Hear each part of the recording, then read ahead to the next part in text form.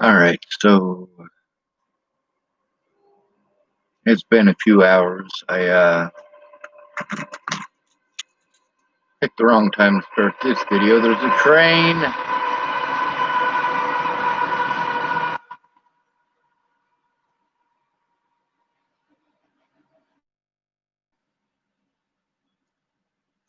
I'm exhausted.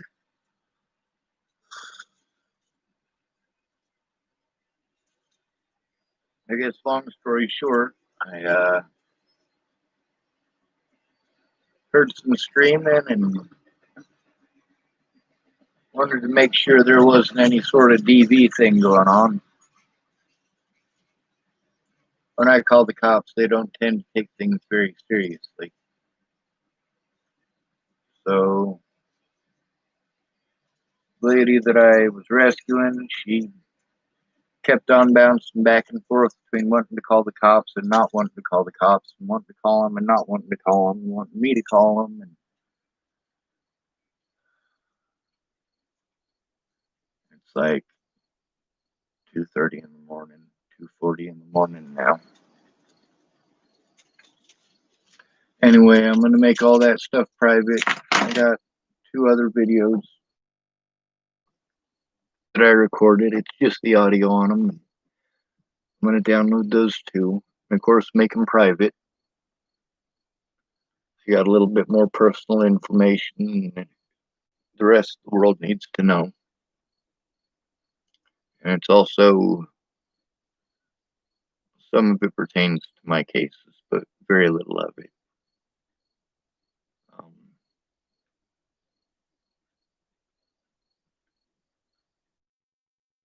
just because screwed me over doesn't mean I don't still love you. Just because you did something fucked up doesn't mean I don't still love you. Just because you kicked me in the teeth and stomped me all the way down doesn't mean I don't still love you.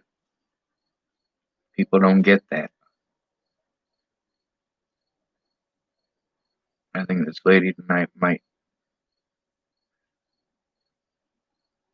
kind of start to understand that. I know that Rihanna understands that. It's not about me. Those who wanted to call me selfish weren't aware of the situation. So I had to talk to a deputy tonight. Fuck, I forgot his name again. So, I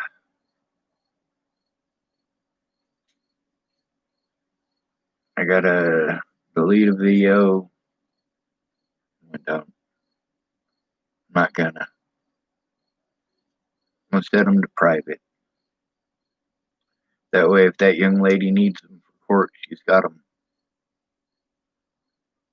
And I feel bad because my phone was too full to record the conversations with the police.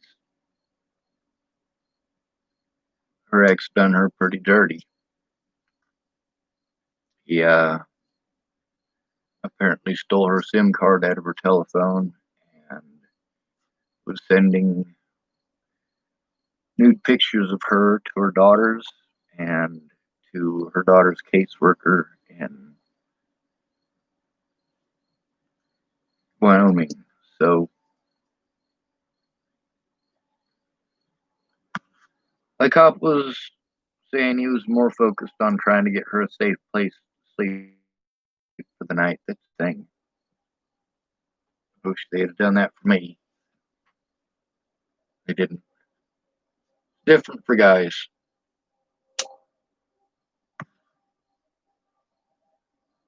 It's a lot different for guys.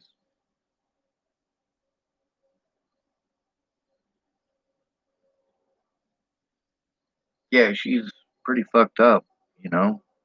So's he. Most of us are pretty fucked up.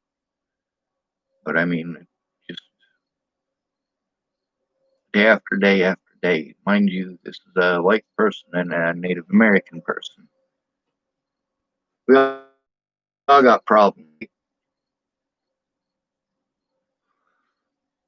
A lot of people, that's their excuse for not coming forward and for not telling the truth. We all got problems. We all got problems. That's right, we do.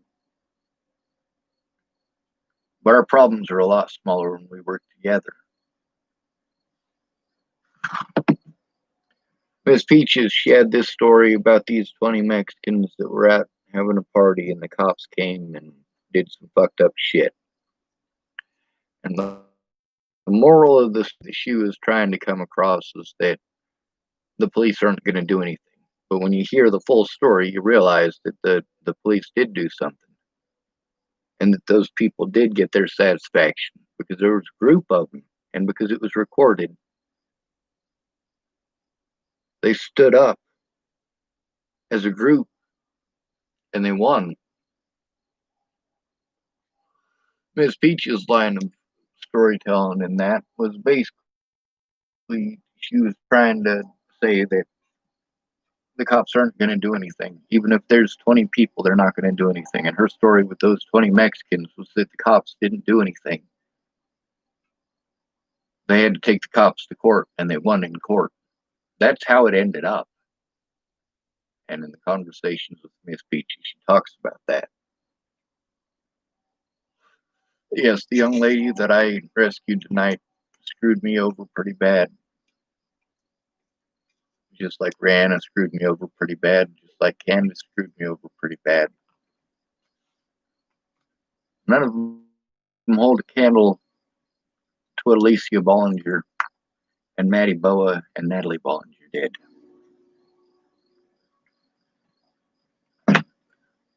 All of those people are my friends. All of those people are people that I care about. All of those people are people that, well, for example, Miss Alicia. At my grandma's funeral, I was afraid. For 7 hours, Ted Bollinger was on Alicia's account, giving me no indication that she was alive, that she was okay. None. And he'd type something on there, and I'd reply to it. And as soon as I'd reply to it, he'd delete it.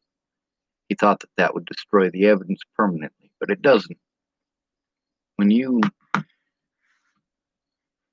send a message through somebody's YouTube and then you delete it, it's still on YouTube. It's still in their notifications, that little bell in the upper right hand corner.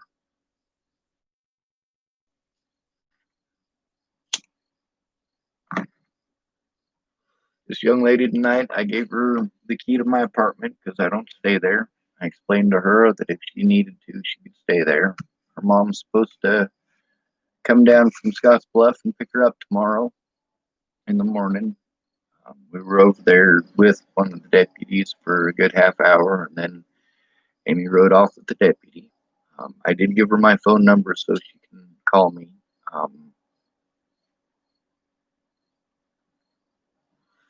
I mean, it's basically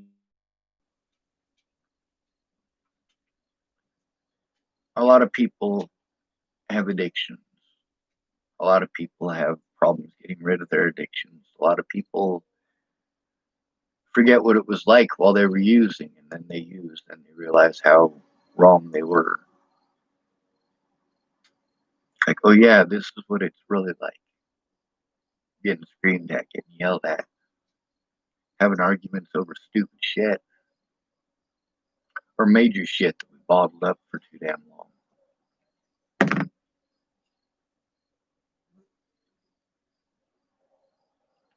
Before she can recover and before she can take care of herself, let alone her children, she needs a safe environment to do that in.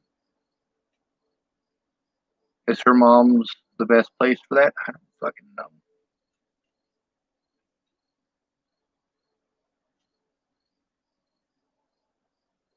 Her mom doesn't like me now because of the situation in Wyoming last year. I'm fine with that. Just get the young woman safe.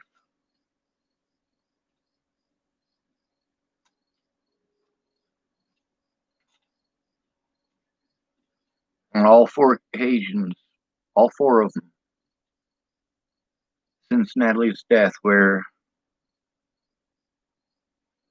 Alicia was at risk or put at risk or disappeared.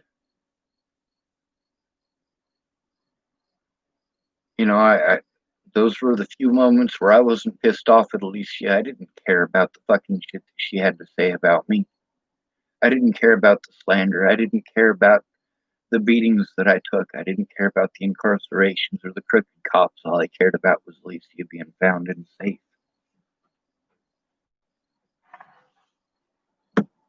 But that's not the story they want to tell. You know, every other moment in time, I am pissed off at Alicia. She could have told the truth at any point in time. She could have asked these people to stop threatening my life, to stop spreading rumors that were untrue. But she never did. She never made any effort. Of course, she was strung out on fucking drugs. So is her dad, so is her mom. Shit, I know what that's like. I was 4 when my dad went to prison for 38 counts of cocaine possession with intent to sell. He also informed me that there was an AR-15 involved that he had sold to an undercover officer. My Aunt Mary said he also got busted with weed. She also said that he got it worse than pretty much anybody there. That the cops just really had it out for him.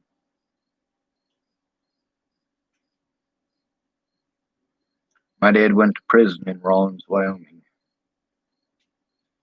He was supposed to do either a mandatory 12-year sentence or a mandatory 20-year sentence, but he got out after 6 years. And I think he spent something like 5 of those years at a work farm.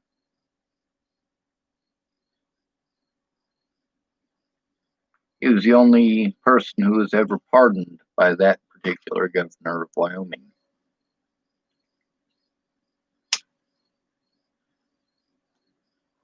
Was he given a full pardon? No. But he was released early. Jumped through all the hoops.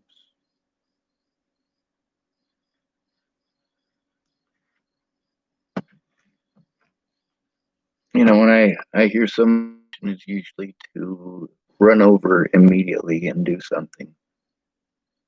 Now I'm so paranoid of getting in trouble for trying to do the right thing that I stop. The amount of time that it took me to stop and try to make sure that I was recording what was going on for my own safety and for theirs. She could have been killed. When I was standing on the front porch, thinking the worst. And yeah, they both screwed me over. This young lady tonight and also her boyfriend. She told me that he wasn't planning on giving any of my tools back. He's still got some of them, of course, but she was saying he wasn't planning on giving any of them back to me. Fucking mouse. And the only reason he did is to piss her off, which at least I got some of my tools back.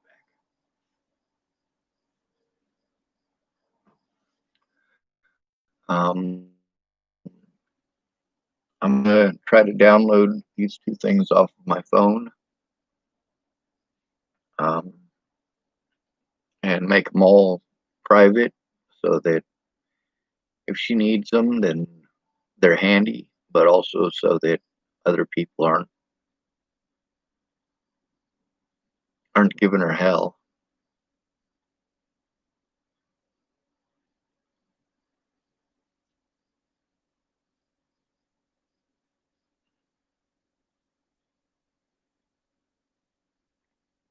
Now I got a conversation with a mutual friend that we got in Wyoming, and she's kind of been standoffish, you know, but she's been opening up a lot more, especially over the last couple of weeks. So the mutual friend we have in Wyoming, we had a conversation about that situation, a couple of them actually, and I recorded them. And this lady tonight, you know, it would have been nice at some point to to have her listen to those videos and find out from her friends or her friend what really happened.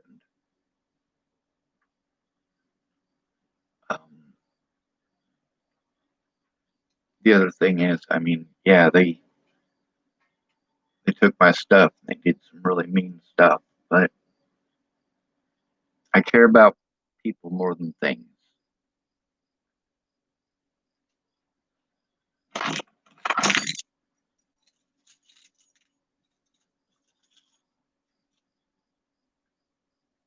I'm willing to give up everything I own to keep my loved ones safe, and I've already given up everything that I own repeatedly to keep my loved ones safe. Oftentimes, it's my loved ones who took the most from me.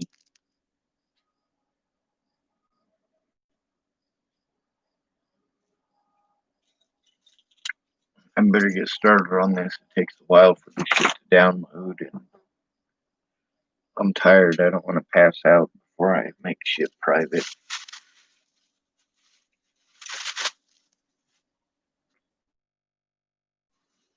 The videos about Alicia when she disappeared, those are private. The one about Brandon's brother when he disappeared, it's private as well. There's a few people who went missing who were found alive. And when they're found alive, I make them private now for those people's own safety.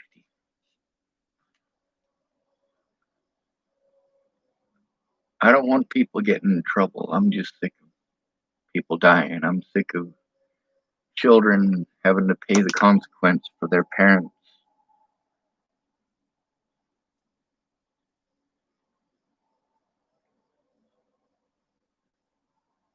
And I tell all my friends,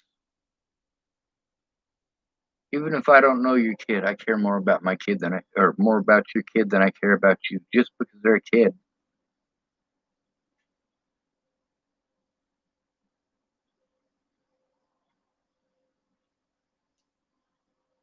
Who's going to defend your kids from this government if you're not there?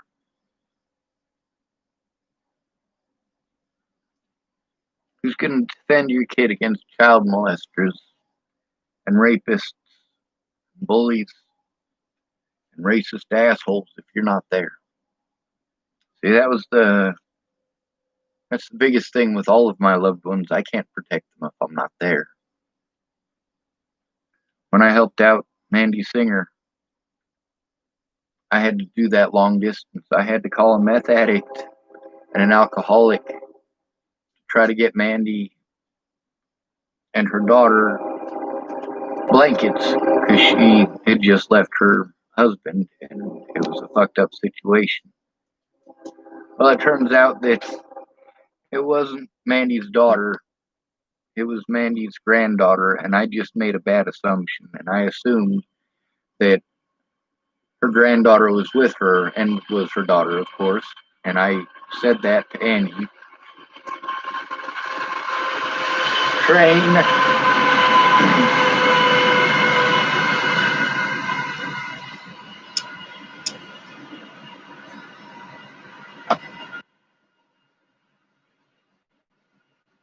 Here. And although Angie's an addict,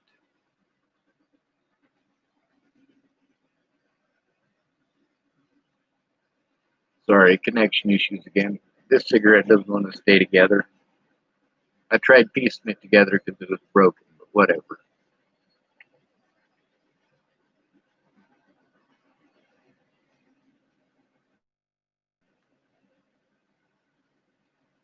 So this young lady I rescued tonight, if I wanted to take her to court, she actually gave me everything I needed tonight to be able to do that. But what's it going to cost? What's going to cost her? What's it going to cost her children?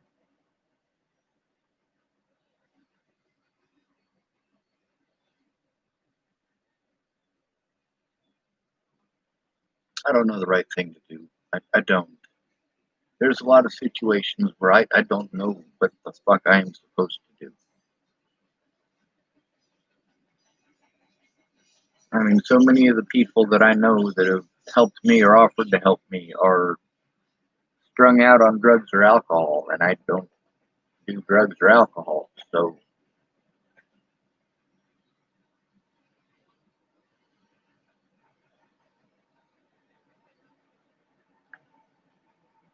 I needed sober help because I'm easy to victimize. I needed the help of someone I could trust. And I can't trust anyone, and I've known that my whole life. Every time I try to trust somebody, they show me why I shouldn't. This lady tonight, she was telling me I shouldn't be so good to people either. You don't want me to be good to you? All right.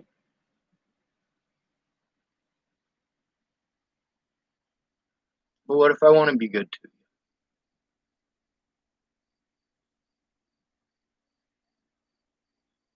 What if I want to treat you like a human being? What if I want to clean your fucking toilet?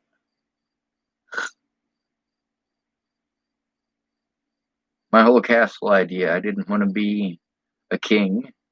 I wanted to be the janitor.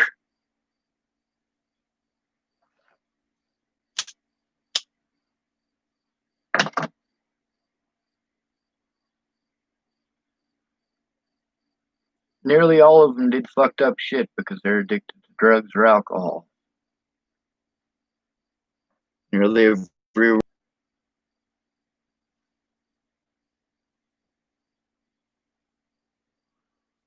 Good night, y'all. Be safe. Also,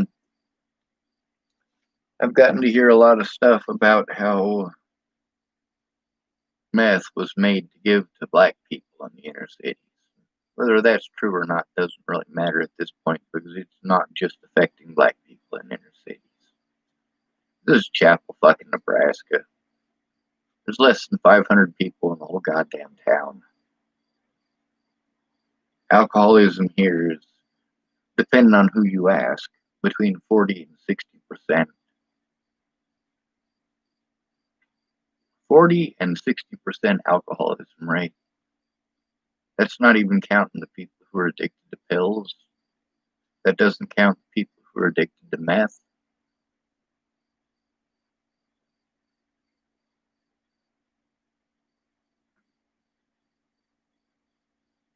It's not just a black problem. Meth is not just an inner city black problem. Neither is heroin.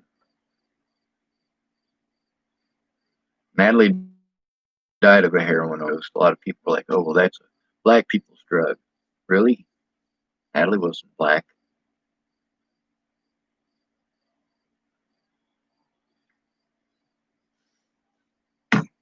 Damon wasn't black either. Drake wasn't black.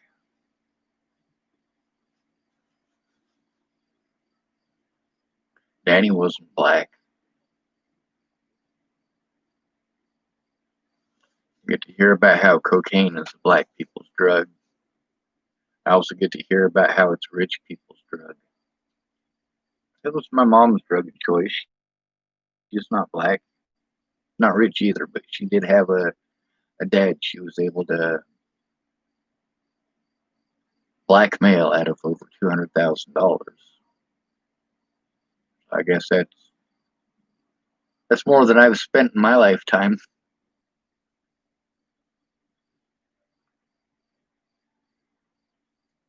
Then again, my grandpa was a child molester. Fucked his own daughter.